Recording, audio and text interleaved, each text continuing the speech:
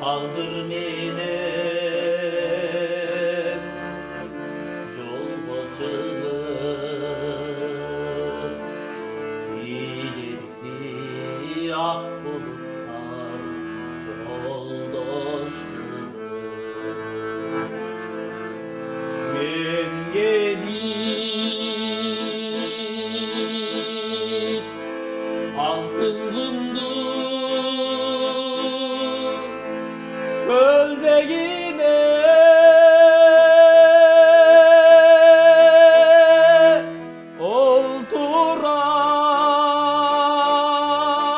olturam, eskeriden içten sızıp olturama, eskeriden içten sızıp.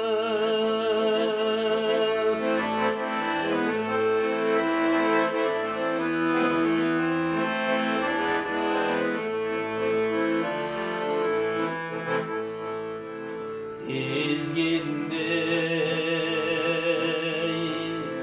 ayrılıdan korkur elem, altındım sen barına ortak elem. Öçeşip biz döksütkön жаңылуға,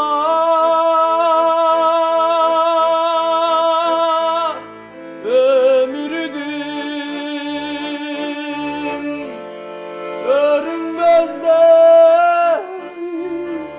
жалғыз келем, ömürдің өрінбезde жалғыз келем.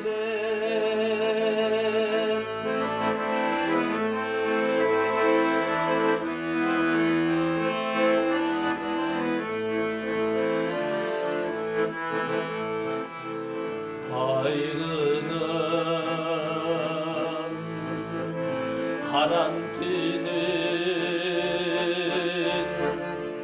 jarıklığı var, karanlığın jaşodurun jakşılık var. Sen azır inden oylop turdun eken,